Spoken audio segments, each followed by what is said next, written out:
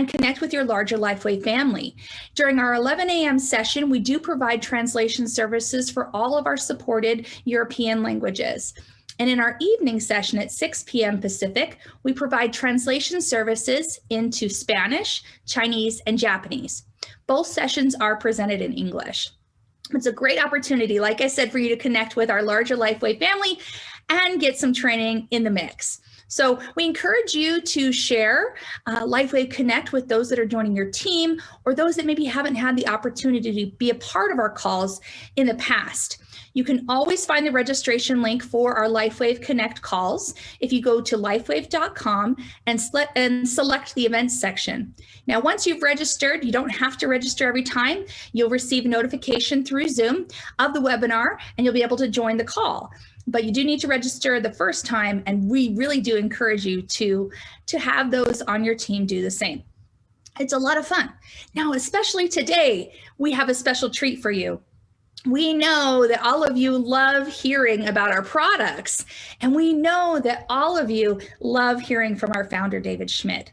Now, he is very busy in the process of developing new products and running the company, but he loves to be able to come and share knowledge that he has through research and development on really important health topics, especially relating to LifeWave technology. And today is no exception. David is with us today, and I am very excited for the topic that he'll be covering today. Many of us, as we've started this brand new year, we are focusing on our health. And one of the core foundational, most important pieces of health really is to get great sleep. And David's going to talk a little bit about why great sleep is so important. Why do we want to do all the things that we can to make sure that we have healthy sleep habits and what it can do for our bodies and support our overall health. Also, some of you may already know, we do have a great patch product called Silent Nights that has been shown in clinical studies to really help and support healthy sleep habits. So without further ado, I'd like to welcome David to the call. Okay. Hi, Emily. Great to see you. Hi. Welcome so much. We're really glad to have you. It's such a treat, David. Awesome. It's always great to be here, Emily, and I've really enjoyed doing the LifeWave Connect with you, and I think we make a great team with this. So very much looking forward to talking about sleep and its importance, and of course, how our members can optimize the quality of their sleep. Absolutely. For those of you that have never met David before, like I said, he is the founder of our company. He is our CEO, and he did develop our LifeWave technology. So it is really exciting, David. I'm glad that we get to do these together and that our members get to experience who you are, because you are the heart of our company. So thank you. I'm really excited. So, like I said before, we're going to talk about sleep, everyone. We're going to talk about why is sleep so important. And David has some pretty great stuff for you today. We're going to talk about rules of thumb when it comes to sleep, sharing some research on why sleep is so important, supplements and support that you can use that will help you, Silent Nights included, to have great sleep. And we kind of like to follow a question and answer sort of style when we're on here. So I'll ask David some non-scientific questions, and David will share some really great information with all of you. So buckle up, get your notepads, get ready to write this down. We are recording these presentations, though, so you will be able to access them later through our YouTube channel. So don't feel like you have to write everything down. Enjoy the presentation as well. But hang on, it's going to be good. You ready, David? Okay, absolutely. Let's do it. Okay, so the whole point of this discussion is really, like we talked about, sleep. So David, do you mind telling us a little bit about why is sleep so important for us as humans? Yeah, it seems pretty obvious, right? Is that you have two states in the body, anabolic and catabolic metabolism. So anabolic is a state of building up and catabolic is a state of tearing down. So one way we can think about this is that when we're exercising, when we're making new cells, this is part of tearing the old cells down, breaking things down. That's catabolic. Anabolic is building things up. People sometimes associate that word with steroids, but it's really more, in this case, it's more in reference to the process of the body's ability to repair itself. And about 80% or so of anabolic metabolism building up is going to be occurring at night. So we want to be able to optimize that amount of time. Not too much, not too little, just try to get it in that right zone, which is 7, 8, 9 hours per day, which is, of course, is very difficult for many people to achieve. Sleep is also a preventative measure, and we don't often think about it this way, but good quality sleep has been linked to the prevention of different health disorders like Alzheimer's disease. So, for example, when people don't get enough sleep, they can accumulate a protein in the body. It's called beta amyloid 2, and it's been shown that this protein is closely associated with Alzheimer's. So by simply getting enough sleep each day, we can help to protect from getting Alzheimer's. Wow. So yeah, it does sound like it is pretty important. I mean, I don't know about you, and I know many of us have loved ones that have experienced some of the things that come along with that terrible disease. And I know none of us want to experience that personally. It'd be nice to be able to avoid that if possible. So. Sure. Yeah. And, I think it's good. I'm going to share my screen here for a minute. And I want to pull up a reference from the National Institute of Health. And so, what we do here is we try to give references from reputable sources that people can pull up and go through. And there's actually quite a bit of information on the NIH website having to do with sleep deficiency and sleep deprivation.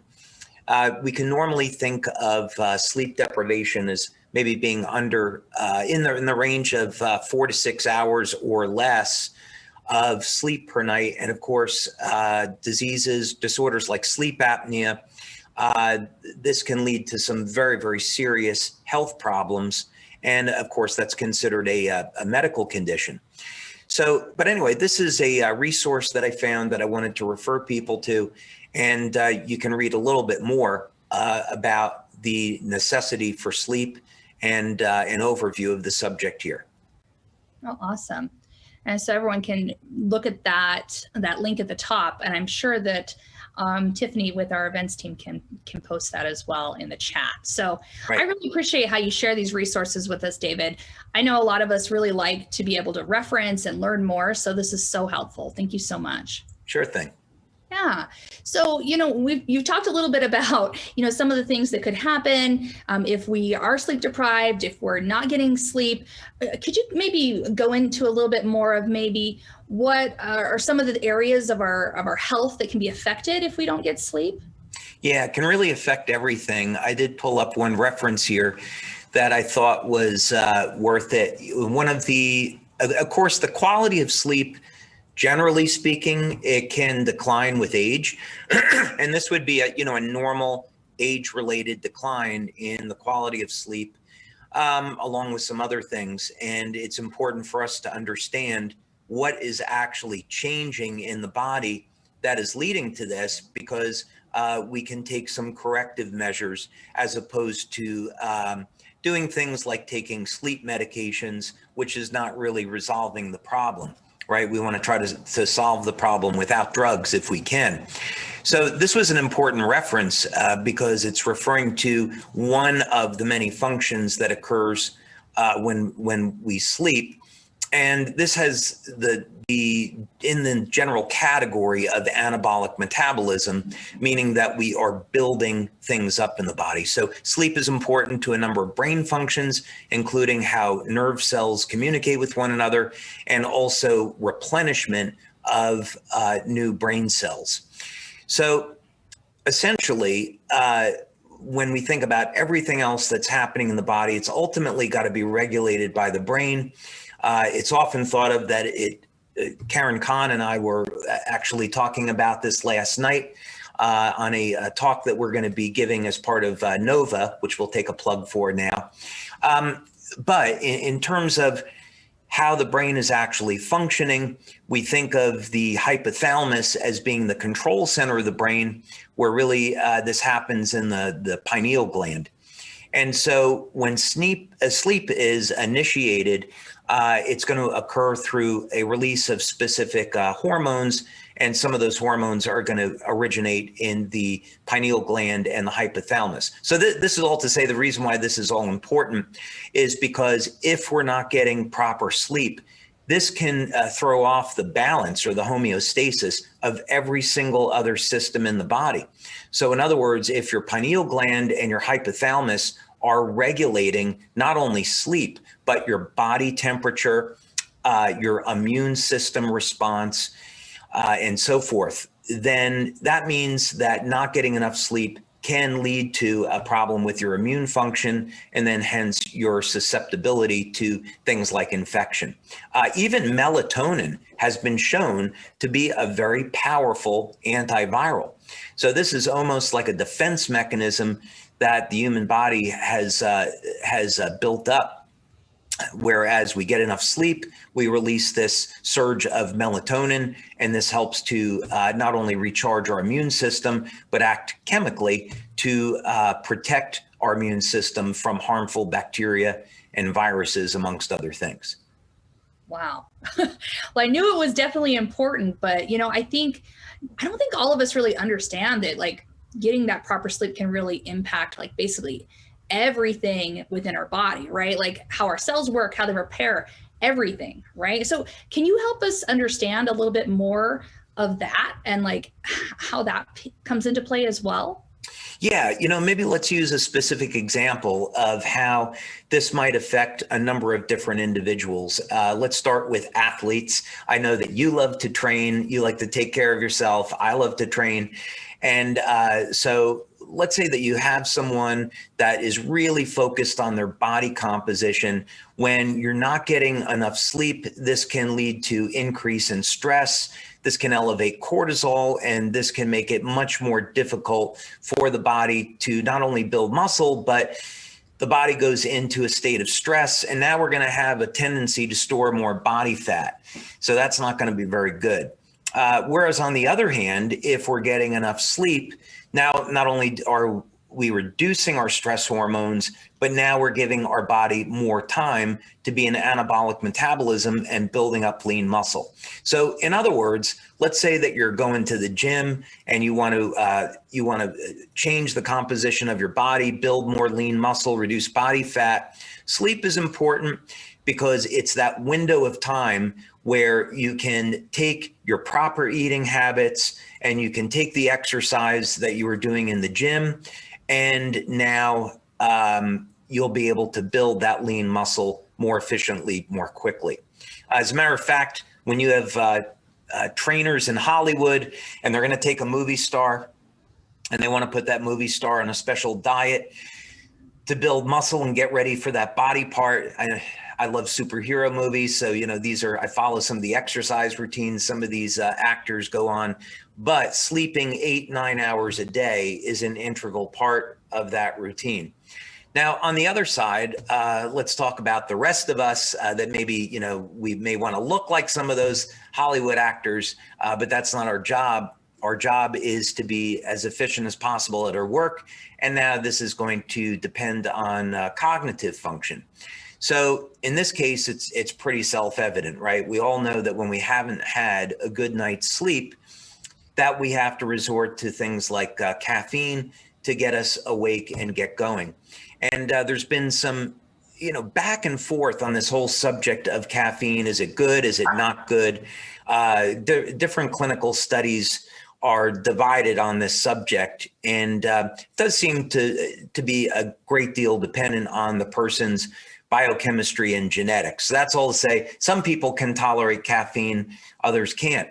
But when we're talking about this, ideally, we want the body to be in a natural cycle. We want to be sleeping at the proper time, sleeping for the optimum length, and then also getting into a deep level of sleep. So when we wake up, we feel refreshed, our hormones are recharged, For men, as an example, when you're waking up, your testosterone levels are peaking like they should be, and you're not shortchanging yourself. So sleep is going to be important as well, of course, for our overall cognitive function, our hormonal balance, and our body composition. Wow. I think it's an interesting, I don't know that we want to dive into some of the stats on sleep deprivation necessarily, but, I know that it's a chronic problem that a lot of people deal with, just that they can't sleep, or they don't have the time to sleep, or they are eating things that make it harder for them to sleep, or they might just have some conditions that make it a challenge. So it's so interesting to hear you share all these specifics on why sleep is important, how it affects different areas of the body, because gosh, I can see why it's so critical. Now, I know that there have been some questions that are popping up in the chat, and I know you and I have kind of discussed this a little bit, but can you kind of explain to us how sleep works, like within the body? Are there things that we need to understand about quality of sleep or different rhythms and things of that nature that you can help us understand? Yeah, so this gets into how we can optimize the quality of our sleep. And there's actually quite a bit that we can do in this regard. So first thing is, let me pull up this one reference actually, because it's a small component of what it is that we're going to talk about.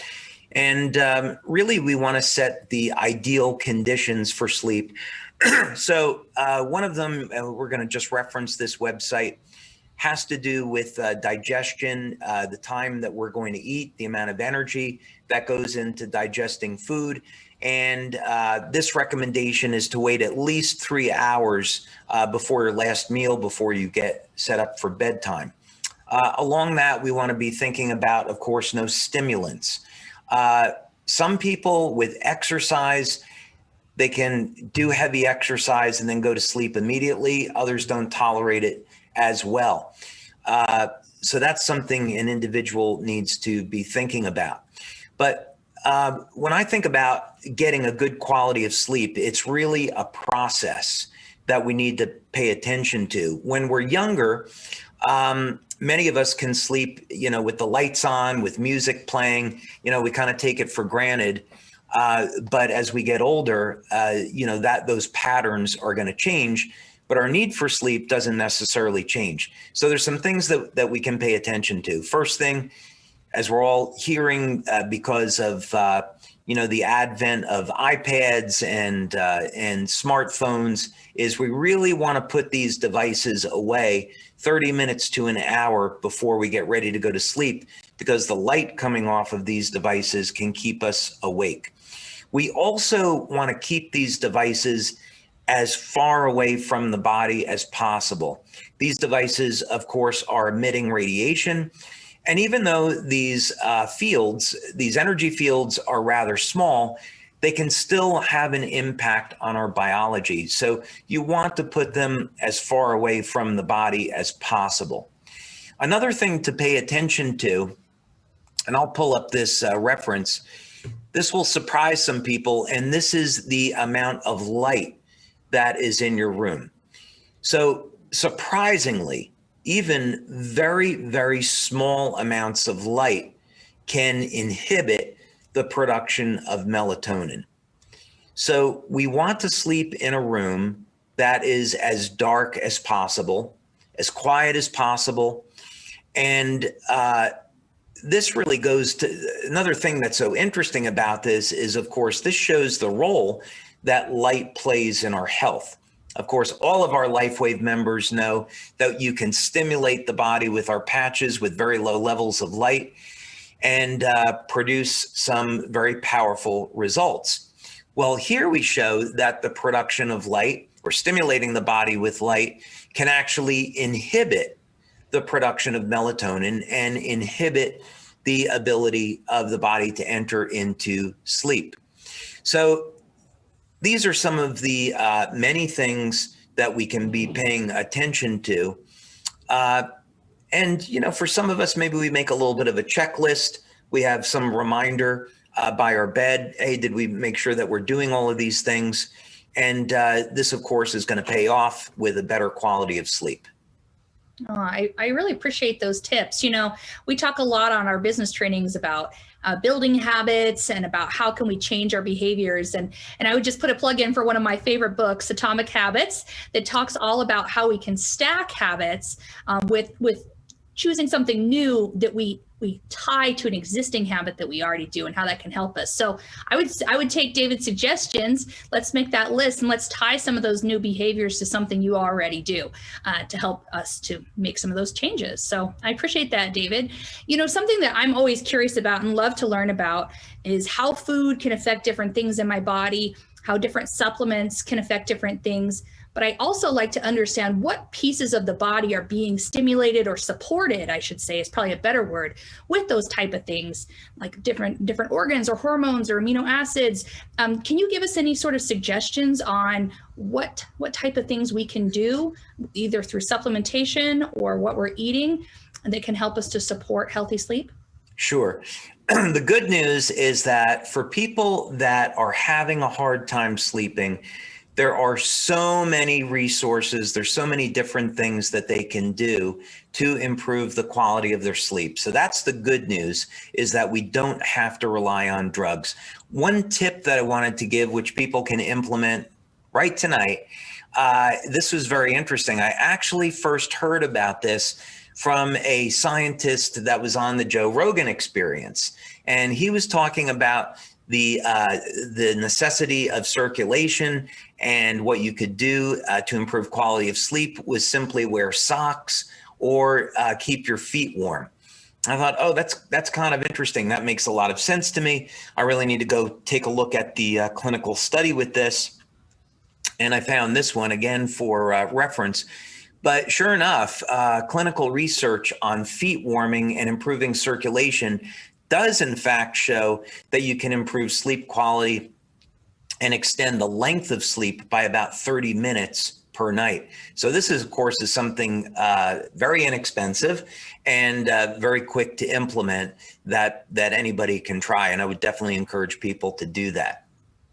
Now, beyond that, it turns out that, let's say we venture off into what can we do nutritionally to support the quality of sleep. And it really depends on what the sleep problem is to begin with. So let's start with some very simple things. There's, of course, what was known as the old wives' tale, as they used to say, of warming up milk. And milk is very temperature sensitive, as in terms of the biological activity of the amino acids, the protein in milk. And when you warm milk, you destroy the biological activity of most of those amino acids, with the exception of tryptophan. And tryptophan is going to convert over into serotonin and melatonin in the brain. And this is why warm milk taken before bed can improve the quality of sleep. Of course, there's also tryptophan supplements, amino acid pills that people can take, and that's one way to go. Now, it's also important to know that amino acids amino acids are going to compete with one another to get into the brain. So we should be taking these things on an empty stomach. So let's say, for example, someone gets to bed at 6 o'clock. You may want to take these supplements about 9 o'clock at night, just to make sure that they're not competing with any protein that you might have had with dinner. Now, another way that you can go with a supplement for sleep that's going to be good for overall health anyway is magnesium. Now, there are a few different forms of magnesium. There's so any form of magnesium is going to be good, because magnesium, first of all, we need this. And secondly, magnesium is going to tend to relax the nervous system. And we haven't gotten to talk about the patches yet, but I'm going to cover supplements and then we can get to the patches. But magnesium is going to have a tendency to relax the nervous system. So many people today, they're working long hours, they're under a lot of stress, and part of the reason why they're having a hard time sleeping is because they're under this stress and their nervous system is in overdrive. We're in what's called a sympathetic state, and we want to get into a parasympathetic state, a more relaxed state. So taking magnesium, let's say 200 milligrams, can help us in that endeavor. Now, there's a form of magnesium called magnesium threonate. And the advantage of this type of magnesium is that it gets into the brain more efficiently than magnesium citrate or magnesium glycinate, which are other common forms of magnesium.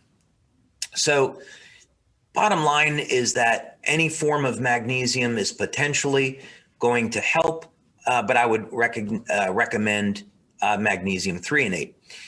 Now, there's some other things too. Green tea has a amino acid in it called theanine, and theanine will also relax the nervous system. This is something that can be purchased as a supplement, and that's another way to go about relaxing the nervous system.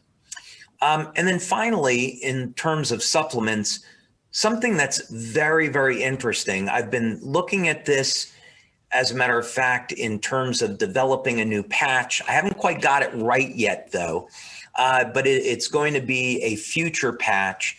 And this is manipulating taurine metabolism in the body. Now, some people may recognize the name taurine because it's an ingredient in Red Bull. And the reason why taurine, which is an amino acid, is in Red Bull is because it tends to calm the body down. But more importantly, it calms the brain down.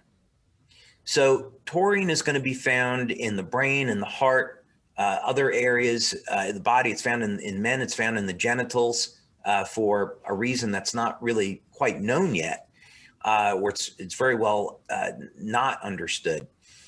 But in any case, one thing that's known about taurine is that when people are having a lot of thoughts racing through their head, taurine can help to calm down that noise and put people into a state where they can relax. So taurine is not going to necessarily put people to sleep, but what it does do is it gets the brain to calm down. So now the brain can get into a state of relaxation and then go to sleep.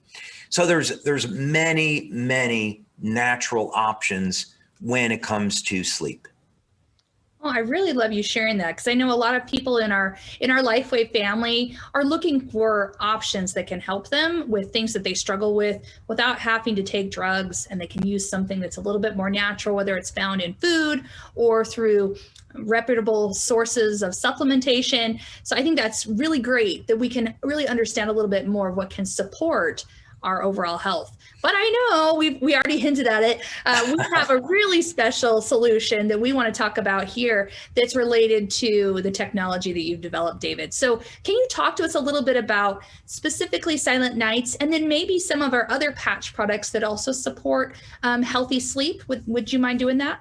And also Sure. Placement options too. People are like, where do I put it? Where do I put it? Sure. Yeah, there's an awful lot of choices for just the patches. And I would look at it as the patches are a support, they're an aid, they're an overall part of a program for improving the quality of sleep. So you want to increase your odds of having a good night's sleep. So avoid the heavy meals too close to bedtime. Be conscious of when you're exercising. Keep your feet warm.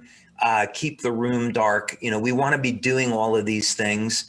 And so then the patches can produce the best results possible. So, of course, the first patch that we want to look at is Silent Nights.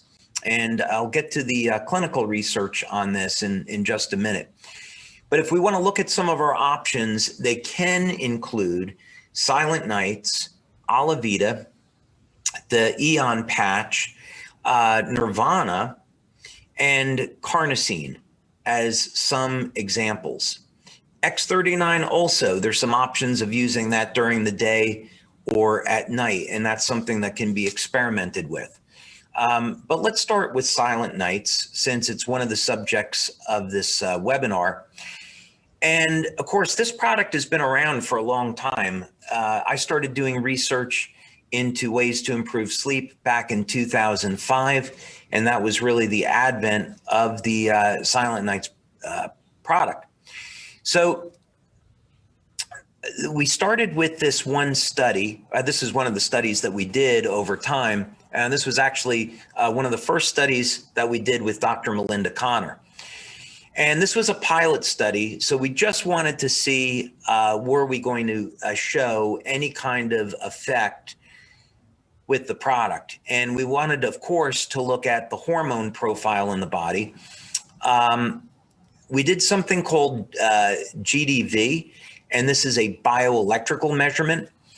And what's good about this approach is that you can do a traditional blood or urine analysis, and then you combine this with a bioelectrical test, and it gives you two different pieces of the puzzle. So you can see how someone is responding to the technology on two different levels. And then, of course, we always use questionnaires, which are clinically relevant questionnaires, to ask people what the quality of their sleep is like. And this helps to determine, do we have a legitimate effect that's going on, or are we witnessing a placebo? And of course, you can see here, even in this pilot study, that we were able to achieve statistical significance. In fact, 2 of the 5 people showed that over a 7-day period of time, they were getting over a 200% increase of melatonin, which is pretty extraordinary. Wow. Compared to the melatonin pills that people would take. What's also worth it to note about this is that our patches are not putting any melatonin into the body. We're simply stimulating the skin with light, and this is causing the body to balance out its own levels of melatonin. So this is a study. We won't go through the entire thing, but the important thing is we just did a very small pilot study, and we found, of course, that the product was working. Now, we did another study with Dr. Norm Shealy, and this was a double-blind, placebo-controlled study, much larger, with 50 people. And Dr. Shealy is extremely well known in the field of alternative medicine and health. He's a medical doctor, and he's also a neurosurgeon, and it has been an absolute privilege to work with him over the years on clinical studies. So again, this is posted to the science section of the website. But what's important here is that we found out that when people were using Silent Nights, there was an average increase in this group of 66%. And the statistic, the p-value is 0.001. So essentially that means that we hit statistical significance on this by a very wide margin.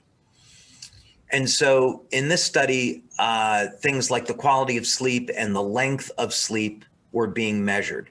So it basically shows that if someone is having a problem with the quality of their sleep, the amount of time that they're sleeping, Silent Nights would be a good place for them to start. It's substantiated clinically, and it produces a very powerful effect within the first week of use. Wow. Those are pretty impressive results. You know, I think I'm seeing some comments come on. They're like, oh my gosh, I don't want to take these supplements. And I think that's exciting to know that you can literally put something on your skin that isn't actually putting anything into your body except that light, right? And it can give you the result. That's exciting, different. Sure. Yeah. And the point is, people don't necessarily have to take supplements, but we want to arm people with information so they have options. So let's say they use Silent Nights, they like the results, but they're saying, I just want to get another 30 minutes or an hour. And, what other options do I have? And so the point of doing webinars like this is, okay, well, here's all the different things that you can try. There's actually many, many options. Now, even when it comes to our patches, of course, Silent Nights is a place to start, but there's many other things in the world of patches that they can do. Absolutely. You talked about some of the other patches that do work to support sleep. I had a comment that I saw come across that says, oh, I've been using Alavita. It's awesome. Why would I use Silent Nights instead of Alavita? I think maybe some of the questions that people are having is, are some patches better for it than others, or is it really based on your individual needs? It is definitely based on the individual, and people should use what works for them. And it is important to know and understand what each of the patches are doing so you can kind of fine tune these things. And it's definitely good to experiment. Let's use one example. I'll talk about the Eon patch for a moment, and of course we can get back to Alavita. The Eon patch is really interesting. Before X39, Eon was definitely one of our top selling products. It was, either number one or number two. And Eon, of course, is going to reduce stress on the nervous system. And most people were using it during the day. It helps to reduce inflammation. So, of course, it's great for anti-aging and also pain management. But I think for many years, what was overlooked was the benefit of using the Eon patch at night to improve the quality of sleep. So for myself, since the release of X39, I've shifted over to using the Eon patch in the evening, and I've been really pleased with the results in that it will de-stress the nervous system, get you to feel nice and calm. I'd recommend applying it maybe about an hour or so, 30 minutes to an hour before going to sleep, and you'll feel your body progressively de-stress and relax and put you in a really nice state to go to sleep. So Eon is a product that could be used with or without Silent Nights. Now, as an alternative, let's talk about Alavita. We know what Silent Nights is designed to do. It's designed to elevate melatonin. Alavita, though, was developed as a means to reduce the levels of oxidative stress on the skin. And so what in the world would that have to do with the quality of sleep? Well, the Alavita patch will cause the pineal gland of the brain to release a peptide called epithalamine or epitalon. And we found out some really interesting things about this. Epithalamine has some very potent anti-aging, life-extending features. It can also help to support the overall function of the immune system. And what we were really looking for was a means by which we could have a new way of improving the quality of the skin from the inside out.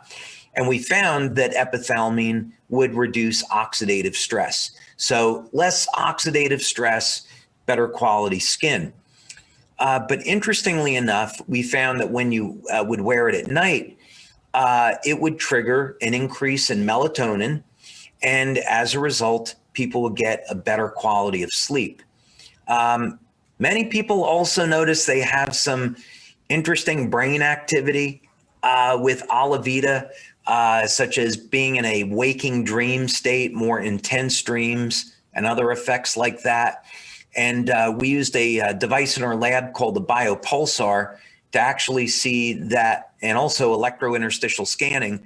And we actually saw that the Alavita patch will increase the bioelectrical activity in the frontal lobes of the brain. So it's not just anecdotal. When people say they have very intense dreams, we can actually see this bioelectrically. So yes, you can definitely get a good quality of sleep with Alavita. It works differently than Silent Nights. And to your point, it's all up to the individual. Wow. I guess it really does show that every individual is different. Every individual will respond differently based on how their body works. But I do like that we have this clinical research that you've shared with us on all of our products, not just what you've shared today, that really helps us to understand what it's doing. And then it's up to us to try it and see how it works for us, right? Yeah, absolutely. Emily, one thing that we didn't really cover is probably some of the patches that wouldn't be desirable to wear in the evening. One obvious one is going to be the glutathione patches. Glutathione, now some people can wear it at night, but I'd really recommend against it because glutathione is going to increase the rate of detoxification. And when you're sleeping, this could lead to a headache when people wake up in the morning from toxins not moving. So it wouldn't be the best outcome to wear the glutathione patch at night. Carnosine is an interesting one. Some people are going to be okay with it. Other people, no. Carnosine as an antioxidant is stored in the brain, and it can increase brain activity. So for some people, what this will mean is their body will be asleep, but they could have intense dreams, or they could even have the feeling of being awake when in fact their body is asleep. So carnosine could be used in the evening, but again, I would take some caution with that. IceWave is an interesting one because IceWave is designed to increase the metabolism of the cell to get the energy flowing so we can clear blockages in the nervous system and in the meridians so that we can reduce pain. If someone is in pain and the best way to resolve it is with IceWave, definitely no issue using it at night. Some people, they may find that it disturbs their level of sleep, but most of the time when people are in pain, if they get relief with IceWave, they're going to find that they sleep okay. So it's just something to be mindful of with IceWave. It's most cases, it's not going to be an issue, but it's something to be mindful of. And did you speak about energy enhancer yet as well? I mean, no, I think that's kind of self-evident, right? I didn't think there was a need to bring up energy enhancer. I probably should mention X39. X39 can be used during the day or in the evening. Again, when I was speaking with Dr. Karen Kahn, she actually prefers X39 at night because she thinks of it as a patch that's going to help rebuild the body, which of course it is. In our clinical studies, the participants use X39 during the day. And interestingly enough, we get the body into a cycle where even though the patch is not worn in the evening, we still increase production of GABA in the brain. And then this, of course, is going to lead to an improvement in melatonin. So many people starting out just using X39, they're going to find that their quality of sleep improves. I love that. You know, we get this question pretty much every time we do a webinar with you, but I think it's always good for us to cover it, you know, because, you know, we get a lot of new people on here. So we always have these questions about the length of time to wear the patch, you know, the 12 hours, 24 hours, when are they good for, how long are they good for? So can you give us like a kind of an overview on the length of time and why? Sure. So in the field of phototherapy, there is this concept called attenuation. And it simply means that if you continue to stimulate the skin with light, eventually the body will stop responding. So what we have found over the years is that you could wear the patches for 12 hours and not have any issue at all, as long as you were taking the patches off. The body would not accommodate or attenuate. But leaving the patches on longer begins to present some challenges.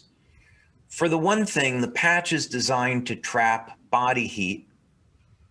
And this is how the patches will work. They're activated by body heat, But after a period of, let's say, 18 hours or longer, a person is more susceptible to developing a heat rash. And this is just going to be a little irritating to the skin. It's nothing serious. So to avoid that, wear the patches for 12 hours or less. But the main thing that we want to avoid by leaving the patches on continuously is eventually the body will stop responding to the patch if you wear it for 18, 24 hours and so forth. So basically, if we wear it too long, it diminishes the effect over time of what it can have on our bodies if we don't give it a chance to have a break, kind of. That's right. Yeah, that's right. There's on and off cycles in the human body. So we're producing hormones at specific times, certain hormones like for men, because I studied the testosterone cycle. I want to understand for men how we can optimize this as we age without hormone replacement therapy. Those levels are going to peak 4 a.m. to 6 a.m. and then decline during the day. So yeah, there's going to be a time for everything in the human body. It's not just on all the time, with a few exceptions like energy production, right? The cells are always producing energy. Yeah, but when we're talking about hormones and neurotransmitters in the brain, they all go in these cycles.